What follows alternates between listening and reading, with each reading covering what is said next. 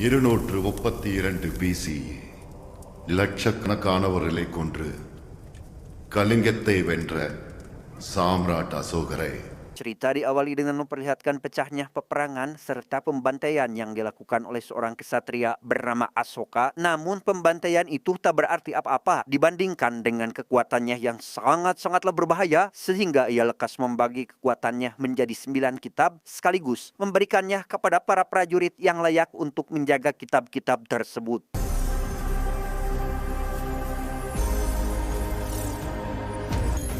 அந்த 9 நூல்களையும் தகுதியுள்ள போராளிகளிடம் ஒப்படைக்க முடிவெடுத்தார்.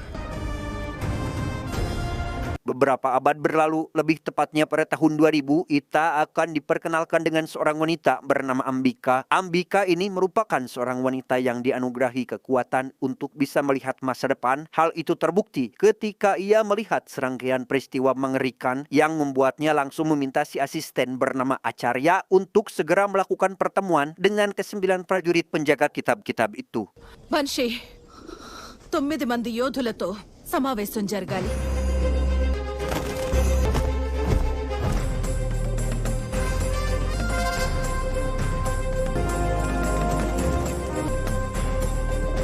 Tepat saat pertemuan sedang berlangsung itulah, semua prajurit tak sedikit pun mendengar ramalan yang dikatakan oleh Ambika mengenai sebuah tragedi penyerangan yang akan terjadi di masa depan ke setiap prajurit pemegang kitab, karena mereka menganggap jika pertahanan mereka tak bisa ditembus dengan mudah.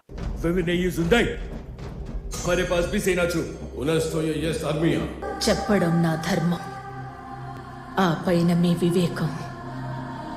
Alhasil, meski Ambika sedang dalam keadaan hamil besar, ia memutuskan untuk pergi ke Gunung Kailas yang berada di pegunungan Himalaya untuk bertemu dengan seorang petapa sakti bernama Agastya agar memberi petunjuk tentang bagaimana cara mencegah peristiwa yang akan terjadi di masa depan.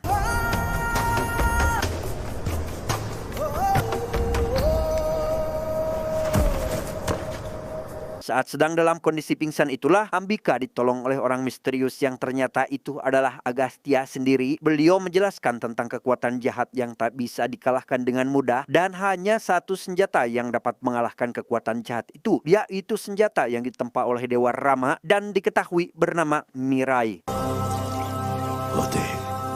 Mirai. దాన్ని నేను తీసుకొస్తాను. Karena Mirai tak bisa diambil begitu saja, Ambika harus berkorban dengan meninggalkan anaknya jika sudah melahirkan. Hal itu dilakukan agar si anak dengan sendirinya belajar bagaimana cara bertarung serta bertahan hidup, sampai akhirnya dia bisa mengambil Mirai dan menjadi seorang petapa sakti yang siap bertempur melawan kejahatan. నీదే ఆజ్ఞ, నీదే దయ. 24 tahun berlalu, kita akan diperkenalkan dengan seorang gadis bernama Fiba. Di parasnya, ketika sedang bermeditasi, Fiba mendengar tentang ke-6 kitab kuno yang telah berhasil diambil oleh kekuatan jahat bernama Mahabir Lama. Diketahui Mahabir ini adalah sosok yang tangguh dan tak satu pun orang yang mampu mengalahkannya, apalagi jika sampai mencapai kitab ke-9 yang akan membuat kekuatan Mahabir tak tertandingi. మనిషి ఎదుర్కోలేని అసుర శక్తి మహాబీర్ లామా.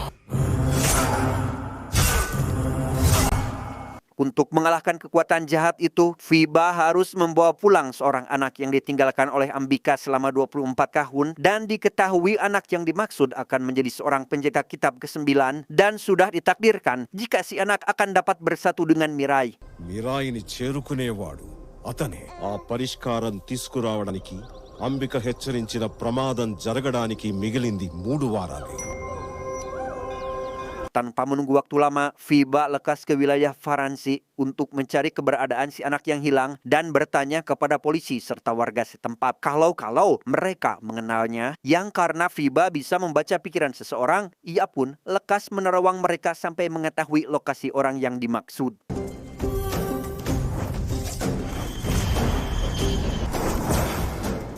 బూజేజీ, Dan kisah akan berfokus pada seorang pemuda pemilik toko loak bernama Feda. Feda ini merupakan seorang penjual barang tiruan. Diketahui saat ini ia sedang ditawan oleh seorang pria berkepala pelontos bernama, kita panggil saja si bos, gara-gara dituduh telah mengoplos barang miliknya yang ketika si bos berniat untuk menghabisinya, tiba-tiba Oh my Tiger Shroff!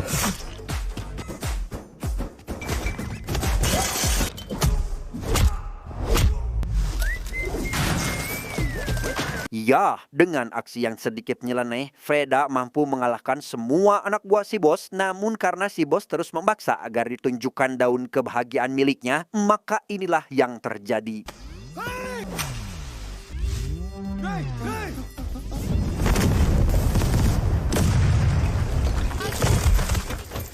Dari insiden barusan, para polisi dipimpin oleh seorang inspektur polisi bernama Asok dan asistennya yang sedikit dempal bernama Sebastian pun langsung menuju ke lokasi untuk menangkap Feda dan yang lainnya.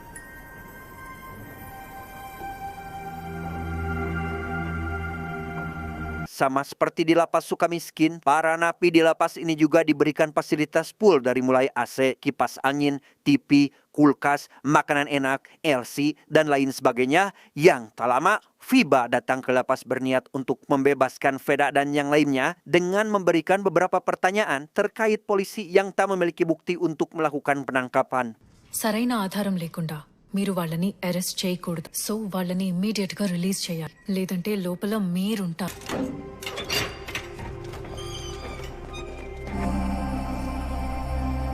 Baru saja tiba di markas, Feda dikejutkan dengan kehadiran Fiba yang ujub-ujub ada di sana. Maksud kedatangannya untuk menjemput Feda kembali ke kuil agar menjadi penyelamat bagi kitab ke-9. Namun karena Feda tak percaya dengan apa yang diceritakannya, maka inilah yang Fiba lakukan.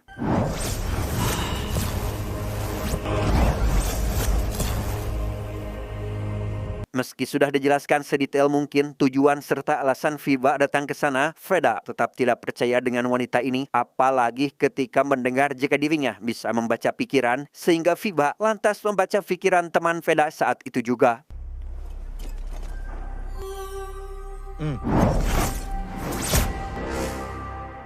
ఇతను నిన్న రాత్రి నుండి నిన్ను తిట్టుకుంటున్నాడు.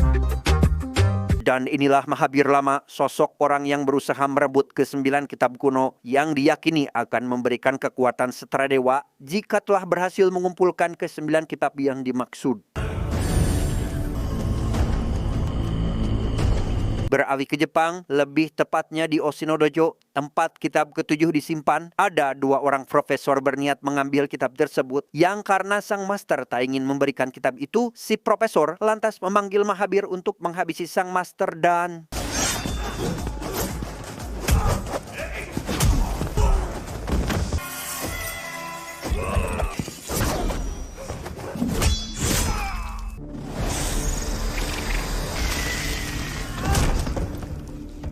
చంపడమే నీకు చేసే సన్మానం. Ya, dengan mudah Mahabir mampu mengalahkan semua murid dojo. Bahkan ia juga dapat menghabisi sang master hanya dengan satu tebasan saja dan berhasil mendapatkan kitab kuno tersebut.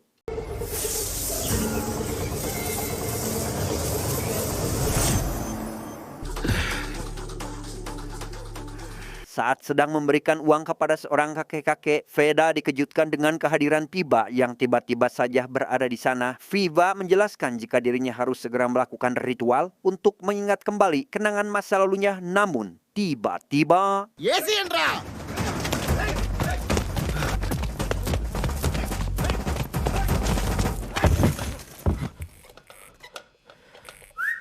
Setelah berhasil lolos dari penyerangan tersebut, keesokannya Feda pergi ke sebuah losmen untuk menemui Fiba karena merasa tertarik dengan gadis tersebut. Namun ia menemukan sedikit kejanggalan tatkala melihat Fiba sedang bermeditasi dan kembali Fiba mengatakan hal-hal yang sama sekali tak dimengerti olehnya. ఈ దేవుణ్ణి చేసే 9 గ్రంథాలున్నాయి. అవి ఏర్పాటు చేసింది అశోకుడు. Melihat Feda tampak bingung dengan semua yang diucapkan, Fiba lantas menjelaskan tentang latar belakang pria ini beserta ibunya yang bernama Ambika yang merupakan seorang pimpinan suci serta memiliki kemampuan untuk melihat masa depan. వేల మంది ఆరాధించే ఆమె ఒక తెగకి నాయకురాలు.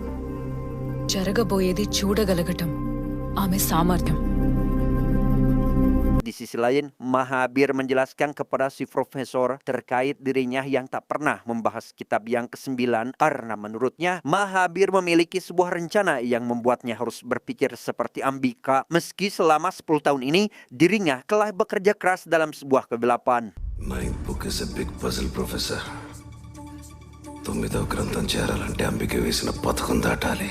Beralih ke Tibet, lebih tepatnya di salah satu biara, Ita akan diperkenalkan dengan seorang wanita bernama Yuka. Karena pengabdiannya 10 tahun inilah, ia diutus pergi ke asrama Ambika atau tempat suci untuk melakukan latihan. Dan ternyata Yuka masih merupakan anak buah Mahabir lama. Hal itu terlihat ketika ia menghabisi gurunya setelah memberitahukan lokasi tempat suci tersebut.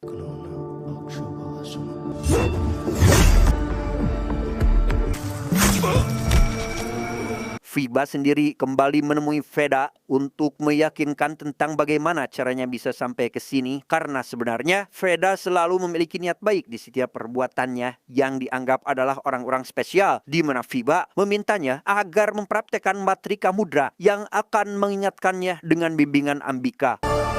ఈ మాత్రిక ముద్ర వేస్తే మీ అమ్మ ఏమనుకుందో నీకు తెలుస్తుంది. నేనేంటో చూపిస్తా నీకు. దా. Tak ingin disebut sebagai orang yang memiliki niat baik, Veda mengajak Fiba pergi ke suatu tempat untuk mencuri sebuah mobil tanpa sadar jika dalam bagasinya tersimpan 2 orang gadis yang membuatnya sedikit percaya dengan apa yang dikatakan oleh wanita itu.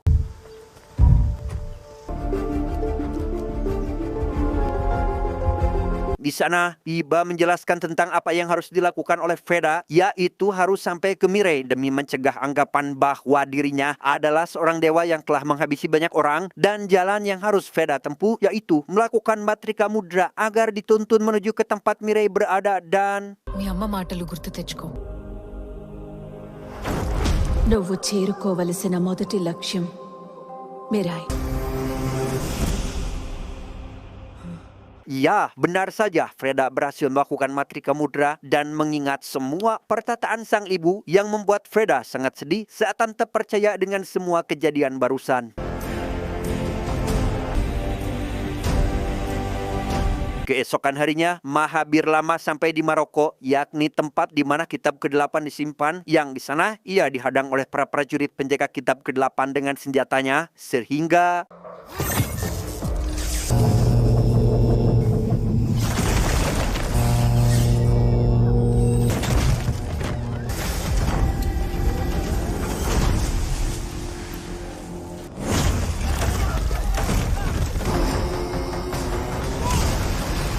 Di tengah baku hantam yang masih berlangsung, Mahabir sempat kewalahan ketika harus menghalau serangan yang dilancarkan sampai akhirnya...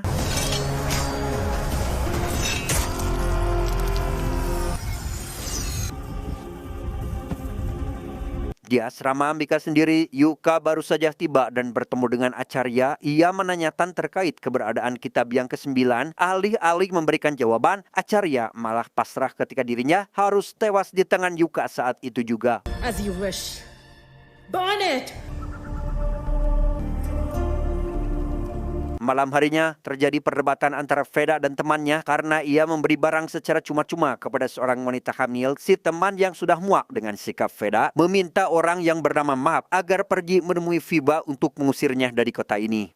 ఇదంతా ఉసి కారణంరా చెడు చేస్తే చెడు జరుగుద్ది రే ఇద్దరం కలిసి దాన్ని ఏదో ఒకటి చేసి ఇక్కడి నుంచి పంపించేయాలి. Niat hati ingin mengusir Fiba, Map malah dibuat heran ketika melihat Fiba tiba-tiba menangis. Apalagi ketika mendengar jika saat ini wanita tersebut dan Veda dalam masalah besar. Sehingga tak ada pilihan lain bagi Map selain membantunya pergi dari losmen ini. Anggota polisi yang telah menyadap kamar yang dihuni oleh Fiba berasumsi jika Fiba sedang merencanakan sesuatu yang sangat besar. Sehingga mereka berencana untuk melakukan penyergapan saat itu juga. Proof లేకుండా అరెస్ట్ చేసి ఏం చేస్తావు Sebastian? Wait చేయండి. Tanpa Fiba sadari, rupanya Yuka sedang berada di losmen ini untuk melakukan penyerangan yang karena si pemilik losmen tak memberitahu keberadaan Fiba, membuat Yuka langsung membrutal, bahkan menghabisi seluruh anggota polisi yang menghalanginya.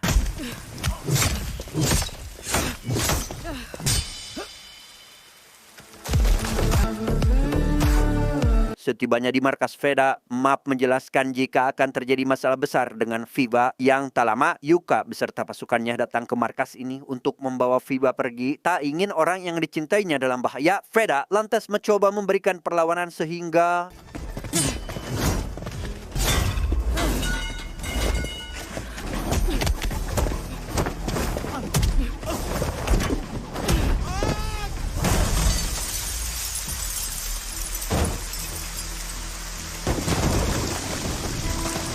rupanya kemampuan Veda tak sebanding dengan Yuka yang berhasil mengalahkannya. Bahkan ia pun harus rela melihat Viva dibawa pergi oleh Yuka.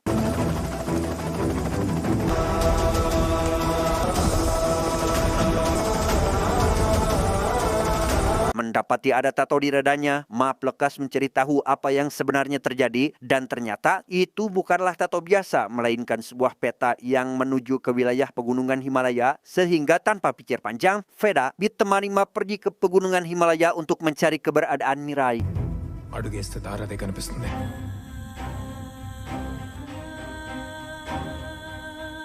Setibanya di pegunungan Himalaya, Veda mendengar tentang tak ada satu orang pun yang pulang dengan selamat ketika melewati jalan yang akan dilalui untuk kemudian ia kembali mengingat perkataan ibunya mengenai kisah Dewa Garuda penjaga Mirai. Jatayu రాముడికి సాయం చేయడంలో ప్రాణాలర్పించాడు. ఆ సంపాతి సంతతి మీరాయిని రక్షిస్తూ ఉంటుంది. Dengan tekad kuat yang dimiliki, Veda tetap melanjutkan perjalanan agar tujuannya segera tercapai hingga pada akhirnya ia berhasil menemukan lokasi di mana Mirai berada, tetapi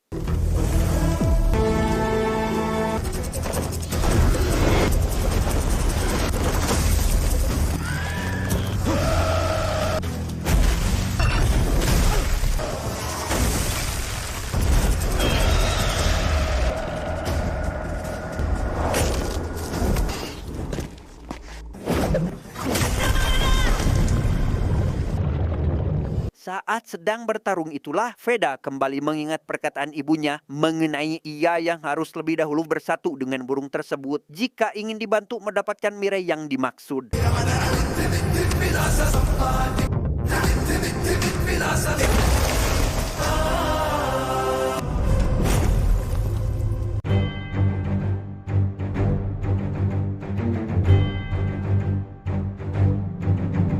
Keberhasilan Veda dalam mengambil Mirai disambut baik oleh warga sekitar yang menganggap jika Veda adalah titisan Dewa Rama karena dia merupakan satu-satunya orang yang berhasil lolos dari bahaya lembah tersebut.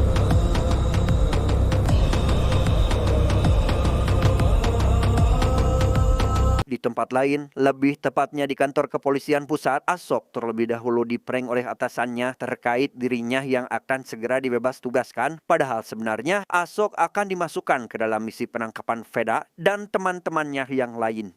అది ఎవరైనా సరే చనిపోయిన మన పోలీసులకి జస్టిస్ జరగదు. Viva sendiri mendapat penyiksaan dari Yuka karena tak sedikit pun memberitahu di mana lokasi penyimpanan kitab ke-9 dan mengancam akan menghabisi Veda jika Yuka telah berhasil menemukan orang yang dicari. I'll find that scrap fellow and kill him for sure. Setelah mendapat siksaan, Viva dibawa menuju Mahabir dan berusaha untuk membaca pikirannya. Namun hal itu tak berfungsi karena Mahabir sudah dalam tingkatan yang berbeda. Bahkan ia juga mendengar terkait niat jahat Mahabir yang akan menjadi seorang dewa ketika semua kitab telah dikuasai. మార్పంటే దైవ గ్రంథాలు దోచుకోవడమా? దైవం సాయం. Mahabir sendiri menjelaskan niat jahatnya itu terbentuk sejak dirinya masih kecil yang dianggap sebagai keturunan iblis. Meski sudah melakukan kebaikan pun, dirinya tetap dianggap sebagai keturunan iblis yang membuatnya marah dan langsung membakar desanya sendiri. Bahkan kali ini ia mengirim Yuka agar menghabisi Veda yang dianggap akan menghalangi niatnya. నేను సాధించిన సప్త గ్రంథాల్లో ఆయుధం ఇది నీ సామర్థ్యానికి బహుమతి. Go get him. Saat sedang bersantai sambil memikirkan apa fungsi Mirai sebenarnya, Veda berniat menyelamatkan dua orang anak yang hampir saja tertimpa sebuah pohon. Namun hal tak terduga terjadi ketika melihat seorang kakek yang ternyata adalah Agastya terlihat dapat menahan pohon tersebut dengan mudah.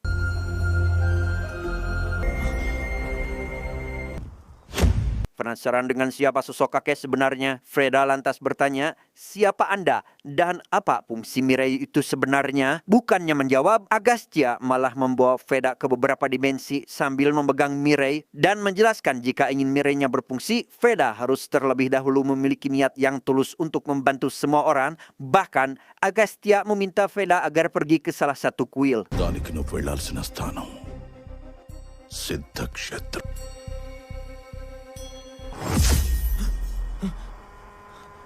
Setibanya di kuil yang dimaksud, niat awal Freda untuk memberkati Mirei gagal karena Mirei yang dibawanya dianggap bukan sebuah senjata hingga muncul seorang gadis kecil yang menunjukkan tempat di mana senjata miliknya bisa diberkati.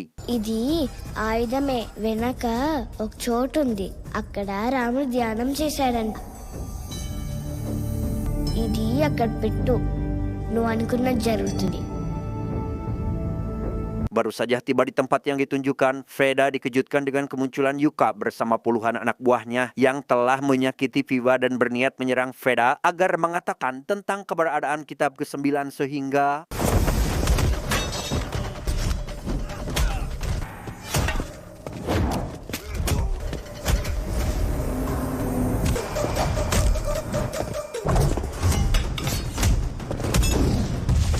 di tengah baku hantam yang masih berlangsung, Freda sempat dibuat tak berdaya oleh Yuka dan anak buahnya yang terus-menerus memberikan serangan sampai akhirnya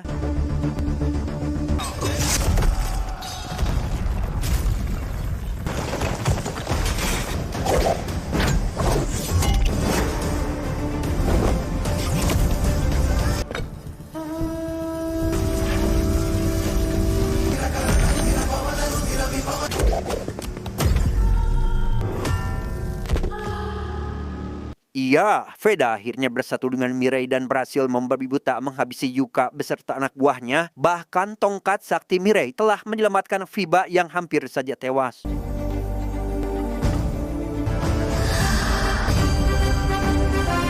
Selesai dengan para peronco, Freda CS mendengar tentang suatu pulau bernama Kamakya, yaitu lokasi yang diduga sebagai tempat penyimpanan kitab ke-9, sehingga mereka lekas pergi menuju ke tempat yang dimaksud.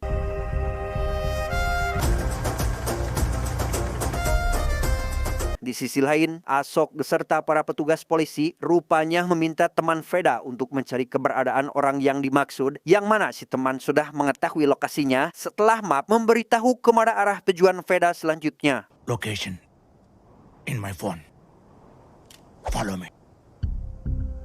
Setibanya di Pulau Kamakya, Freda langsung mencari keberadaan orang bernama Angama Bali karena memang maksud kedatangannya ke sana untuk mencari tahu di mana kitab ke-9 itu berada, yang ketika warga Kamakya akan melakukan sebuah ritual, Freda akhirnya melihat Angama Bali yang selama ini ia cari dan inilah yang Freda lakukan.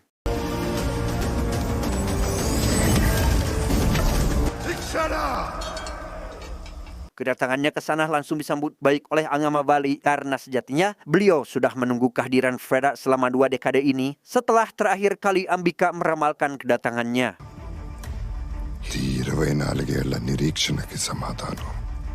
Tak lama, Angama Bali membawa Freda ke desanya yang di situ ia menyadari kehadiran para polisi yang terus membuntuti mereka sehingga demi desa ini tak diketahui oleh orang luar, Angama Bali langsung berusaha menyesatkan para polisi itu.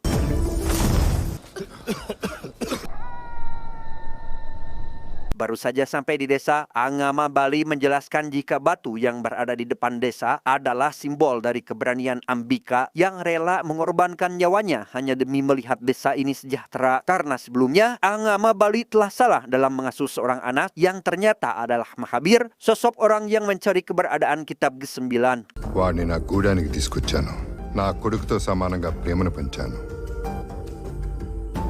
Angama Bali juga menjelaskan terkait niatnya yang akan memilih satu di antara anaknya dan Mahabir untuk menjaga kitab ke-9.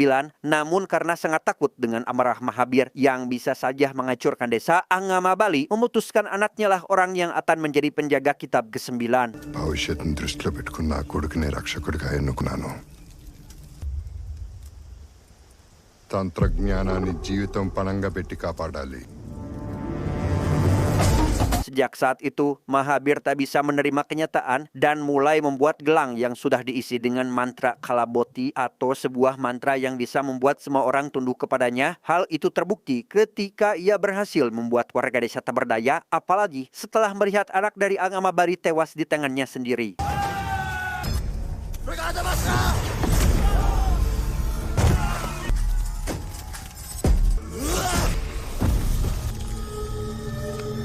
Saat Angamabari dan warga desa sedang dalam kondisi tak berdaya, muncullah Ambika dengan tekad kuatnya untuk mengalahkan ilmu Mahabir. Bahkan Ambika rela mengorbankan dirinya sendiri hanya untuk menyelamatkan seluruh warga desa.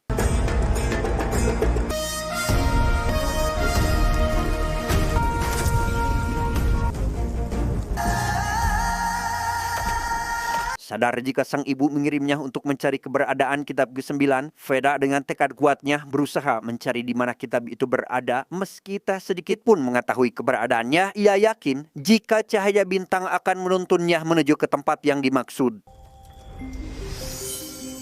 చిన్నప్పటి నుంచి అవి చూపించిన దారి ఎప్పుడు తప్పు కాలేదు.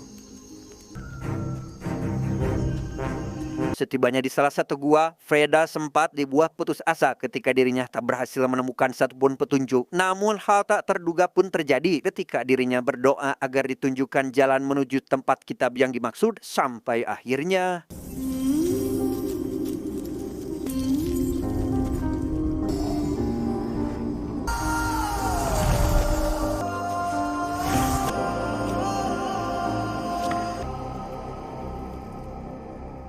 singkat cerita, esok hari pun tiba. Setelah berhasil mendapatkan kembali kitab ke-9, Angamabali memperingatkan Freda agar berhati-hati ketika melawan Mahabir. Apalagi saat ini, Mahabir sudah pasti menggunakan mantra Kalaboti demi menghabisi semua orang. Dan untuk mencegah terjadinya kehancuran massal, Freda harus mencegah kitab ke-9 itu agar tidak jatuh ke tangan Mahabir. మార్గం ఏదైనా సరే వాడిని నేను ఆపుతాను. Para petugas polisi sendiri masih berniat untuk menangkap Veda meski sudah mengalami beberapa kejadian. Hingga tak lama mereka mendapat kabar mengenai keberadaan Veda yang sedang berada di stasiun. Comment central చెప్పిన గుర్తులతో నలుగురు రైల్వే స్టేషన్లో కనిపించారు. Meski sudah memberi penjelasan jika mereka sedang berusaha menyelamatkan dunia dari kehancuran, para polisi itu tetap tak memperdulikannya tanpa sadar jika saat ini anak buah Mahabir sedang berusaha menghabisi mereka.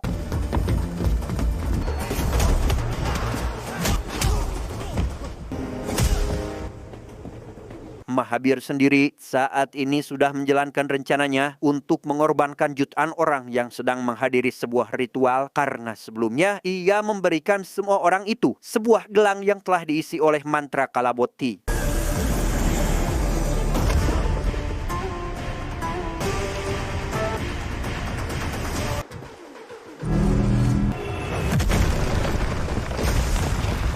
Menyadari masinis di kereta ini tidak ada, Freda dengan cepat berusaha menghentikan kereta tersebut. Bahkan ia menggunakan Mirei sebagai alat untuk menghentikan kereta tersebut demi menyelamatkan semua penumpang.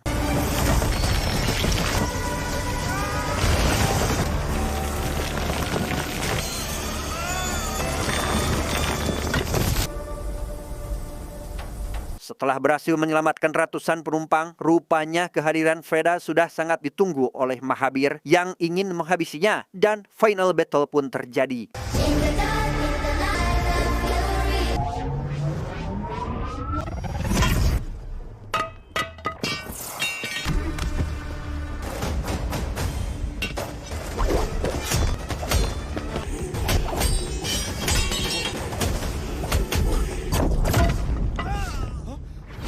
Di tengah baku hantam yang masih berlangsung, Veda sempat terlempar dari atas jembatan. Beruntung ada burung Garuda yang datang tepat waktu untuk menyelamatkannya. Namun naas, kitab yang dibawa oleh Fiba berhasil diambil alih Mahabir sehingga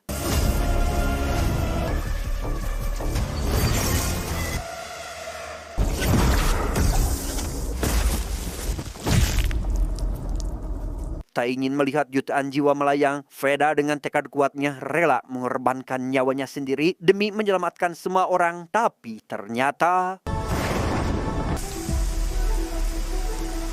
అతన్ని అంతం చేయడానికి ఆ దైవమే ఆయుధంగా అవతరిస్తుంది. Ya, karena kenyataan Veda adalah sosok penerus Dewa Rama, ia pun mendapat perlindungan dari alam. Itu terbukti ketika Veda berhasil selamat dari metode yang sebelumnya mengorbankan nyawa Ambika. Bahkan kali ini kekuatannya jauh-jauh lebih besar dari yang sebelumnya dan...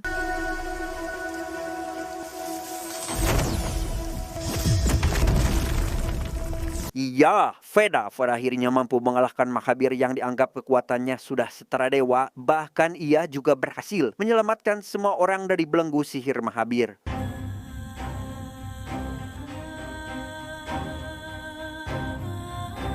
Kematian Mahabir diketahui oleh salah seorang yang memiliki dendam terhadap keturunan Agastya dan Rama. Bahkan kemampuan orang ini jauh melebihi kekuatan Mahabir yang mampu membuat semua benda termasuk perang yang dipegangnya menjadi emas. త్రేతాయుగంలో జరగని జస్టిస్ ఈ యుగంలో చేస్తా. Bagaimanakah kelanjutan kisah Veda yang dianggap telah mewarisi kekuatan Dewa Rama? Mari kita tunggu di film selanjutnya. Tamat, ending yang sangat mempedakkan.